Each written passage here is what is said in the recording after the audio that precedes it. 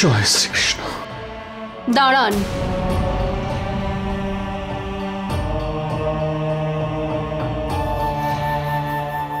যখন আপনি এই বাড়ি ছেড়ে চলেই যাচ্ছেন, তাহলে আপনার কৃষ্ণ এখানে কি করতে থাকবে?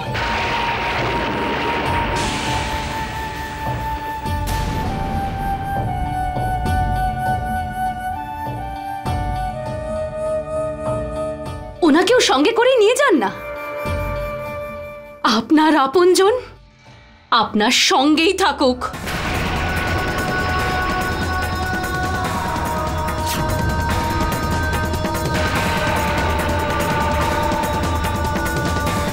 সুশীলা,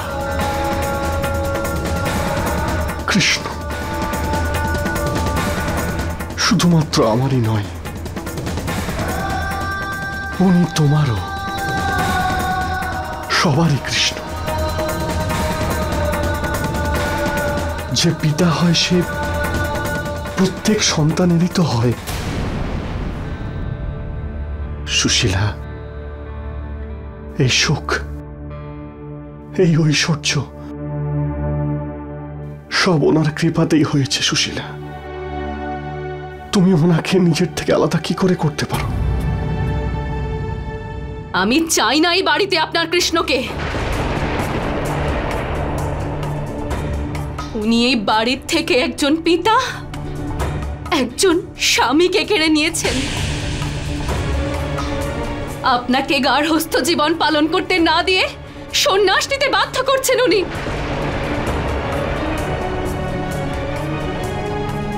নিয়ে যান ওনাকে এখান থেকে আপনি। আমাদের পরিবারকে ভাঙার জন্য উনিই তো দায়ী।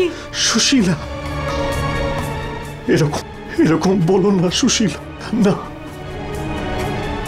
কৃষ্ণ আমার জীবন, হ্যাঁ, আর ওনার জন্য তো আমি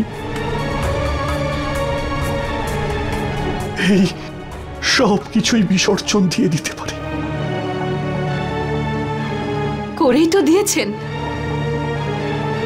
না নিজের সম্মান বাঁচল, না পরিবার, আর না সুখ।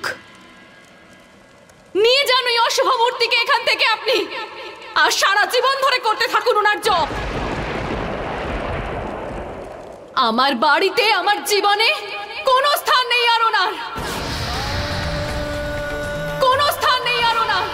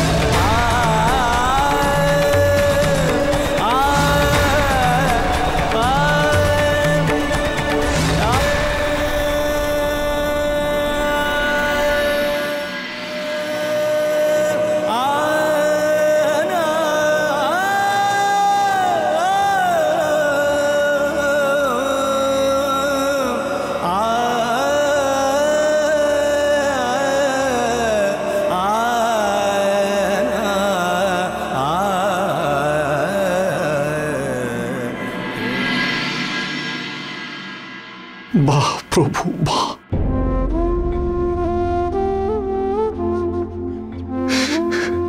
আপনার অসীম কৃপা আমার উপর।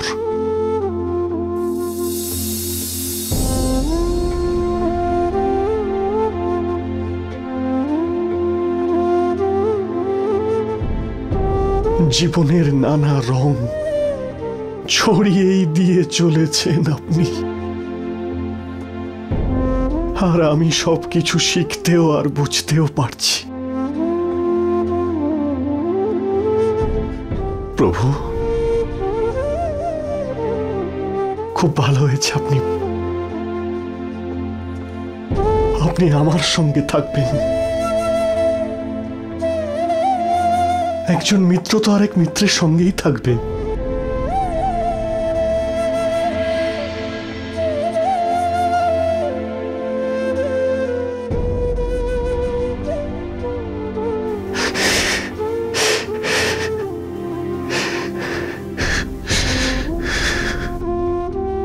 জয় শ্রীকৃষ্ণ।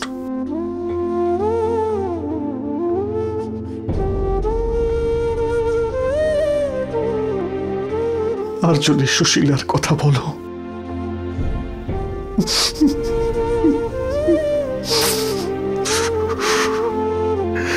ওকে ক্ষমা করে দেবেন প্রভু।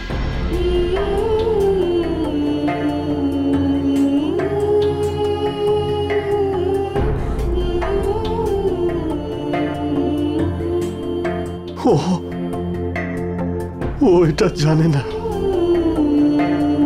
যে সংসারের চোরাবালিতে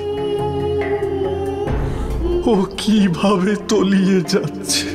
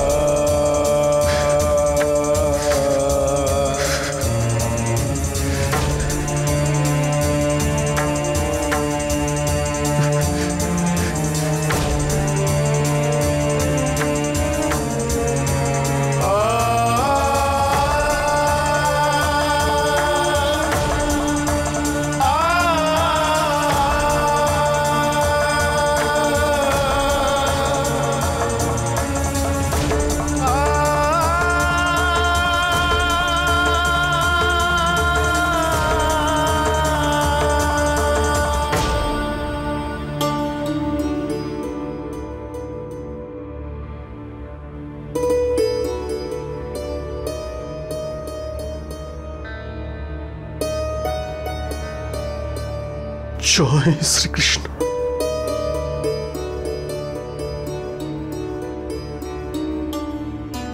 জয় শ্রীকৃষ্ণ।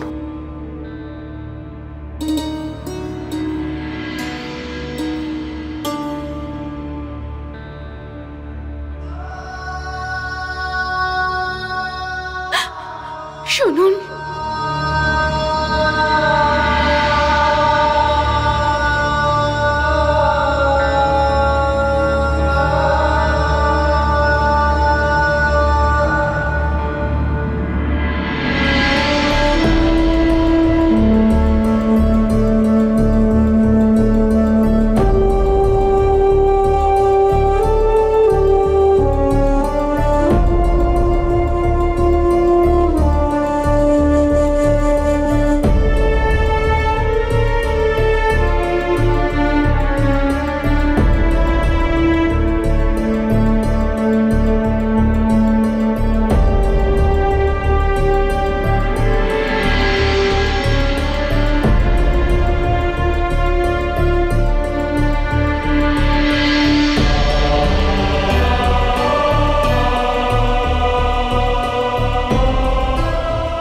জয় শ্রীকৃষ্ণ। জয় শ্রীকৃষ্ণ। জয় শ্রীকৃষ্ণ।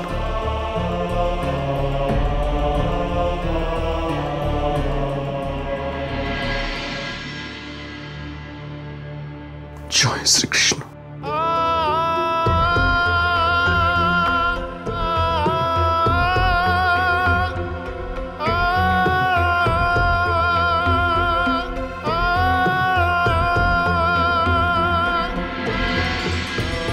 জয় শ্রীকৃষ্ণ।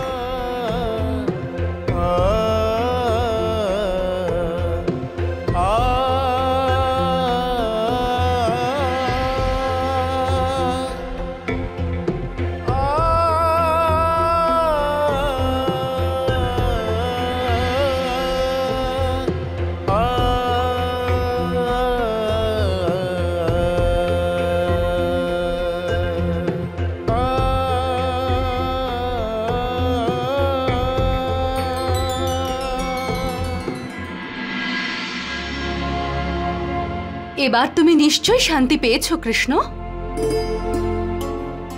আজ তুমি তোমার পরম ভক্তকে আমার থেকে কেড়েই নিলে, নিজের অধীনে করে নিলে। খুব আনন্দ, খুব শান্তি পেয়েছো না তুমি? আজ নিজে জিতে গেলে তো। একজন স্বামী একজন পিতাকে পরাজিত করে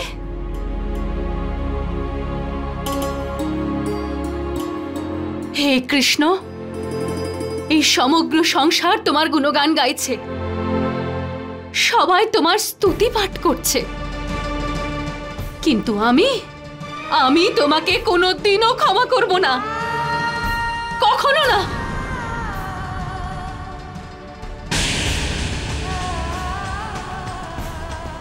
নিজের অহংকারের বশে তুমি আমার থেকে আমার স্বামীকে কেড়ে নিলে, আমার পুত্রদের থেকে তার পিতাকে আলাদা করলে।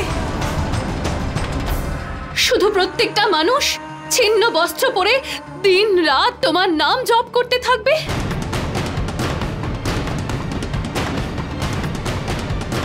শুধু সেটাই কেন ভক্তি হতে যাবে? আমার স্বামীর মনের মধ্যে উল্টো পাল্টা চিন্তা ভাবনা ঢুকিয়ে তুমি আমার থেকে আমার স্বামীকে দূরে করে দিয়েছো। আমি তোমাকে কখনো ক্ষমা করব না, কোনোদিনও না।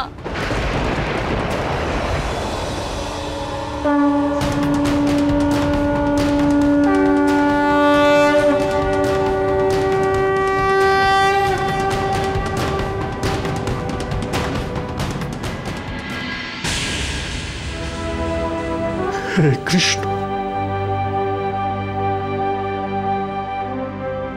তুমি তো জানোই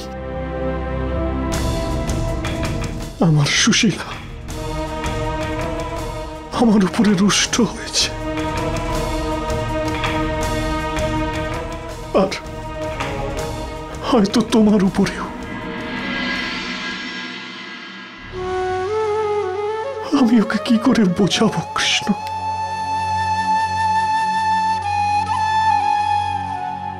আমার সুশীলাকে ওর অজ্ঞানতার জন্য ক্ষমা করে দিও কৃষ্ণ।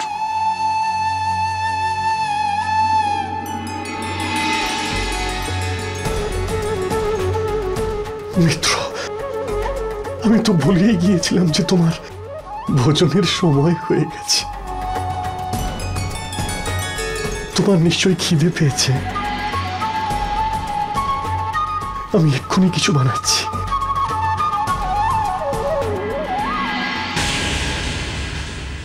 আমি আর এগুলো সহ্য করতে পারছি না। পরীক্ষা ঠিক আছে, কিন্তু উনি তো আপনারই মিত্র। এত কষ্ট কেন দিচ্ছেন? প্রাসাদ থাকতেও কুটিরে গিয়ে থাকছেন, ওখানে কত রকমের রান্না হচ্ছে, আর এখানে সুধামা ওই এক মুঠো চাল নিজের হাতে রান্না করে তাও অর্ধেক আপনাকে অর্পণ করছে। কিভাবে পেট ভরবে ওনার? সবকিছু পাওয়ার পরেও আবার সবকিছু হারানো, এত দুঃখ। ভক্তির জন্য কি এটা আবশ্যক? আর তার উপর সুশীলা বৌদি এই সবকিছুর জন্য আপনাকে দোষী মানছেন। দেবীগণ, দুঃখিত আপনাদের মনে হচ্ছে? যান আর গিয়ে জিজ্ঞাসা করুন সুদামাকে, ও কি দুঃখী? ও কি পঞ্চব্যঞ্জন দেখতে পাচ্ছে, মহল দেখতে পাচ্ছে? না দেবীগণ, সে তো শুধুমাত্র আমাকেই দেখতে পাচ্ছে, আর আমি ছাড়া অন্য কিছুই নয়। যে প্রকৃত ভক্ত, আমি তার মধ্যেই বিরাজ করি।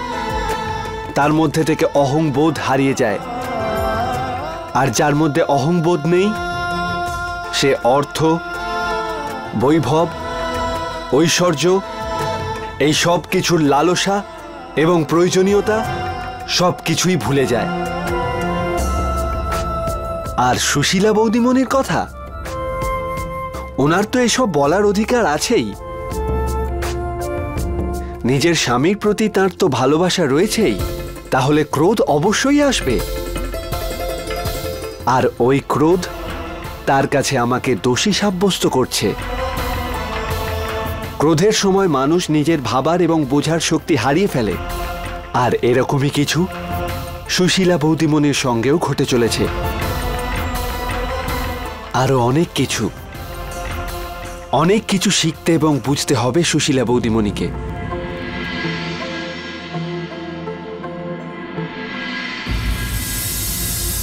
আজ তোমাদের সবার পছন্দের খাবার বানিয়েছি আমি। সবাই মিলে আনন্দ করে খেও। মা, খুব খিদে পেয়েছে, তাড়াতাড়ি পরিবেশন করো না। মা, পিতাশ্রীর পছন্দের ভোজনও রান্না করেছেন তো?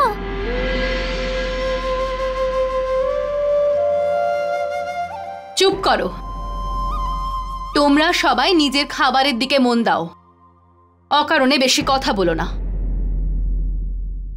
তোমরা সবাই ভোজন করো, আমি এক্ষুনি আসছি।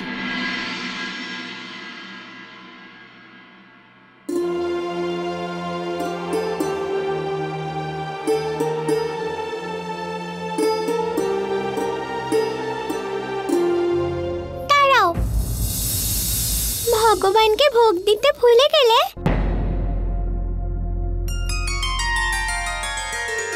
ওনারও তো খিদে পেয়েছে, তাই না? আরে পিতা তো শ্রীকৃষ্ণকে নিজের সঙ্গে নিয়ে গেছেন, এখন কাকে প্রসাদ দেব? তোমরাও ভোজন করো আর আমাকেও ভোজন করতে দাও। পিতাশ্রী তো বলেছিলেন যে শ্রীকৃষ্ণ সব জায়গায় থাকেন, মন্দির থেকে তো উনি শুধু মূর্তি নিয়ে গেছেন, কিন্তু এখনো নিশ্চয়ই উনি ওখানে বাস করছেন। হ্যাঁ, ওনাকে ক্ষুধার্ত রেখে যদি আমরা খেয়ে নিই তাহলে উনি রেগে যাবেন না? বলবে কিরকম বাচ্চা এরা, বলবে নিজের পিতার বলা কথাও ভুলে গেল।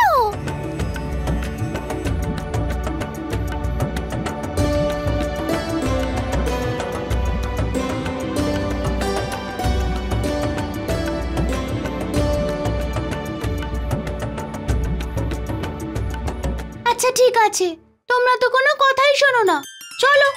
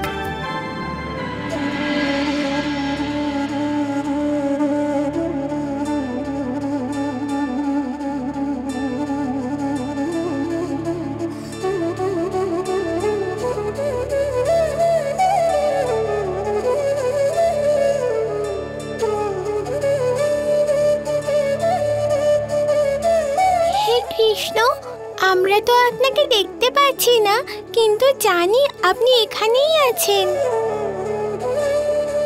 আমরা তো নিজেরা ভোজন করার আগে আপনাকে ভোগ দিচ্ছি, এটা গ্রহণ করুন প্রভু।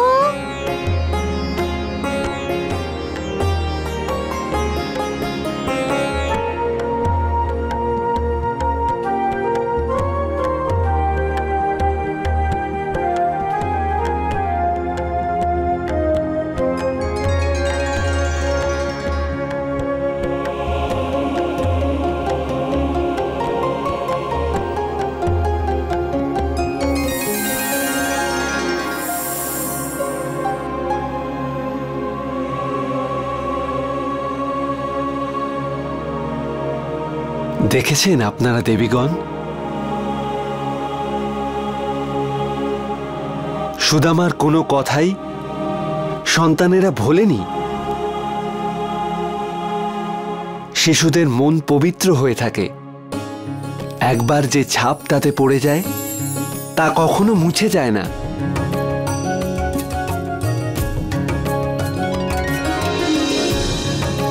তাছাড়াও জামবন্তী, এই খাবার থেকে ভীষণই সুগন্ধ আসছে, আপনারাও কিছুটা খেয়ে নিন।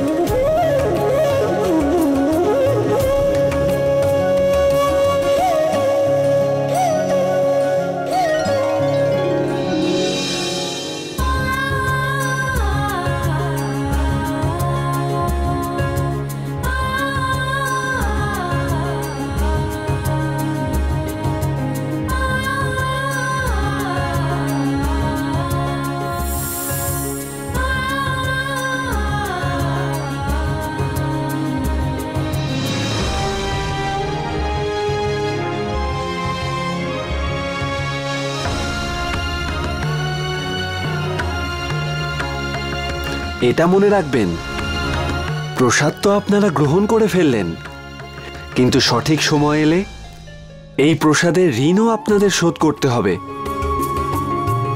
অবশ্যই স্বামী।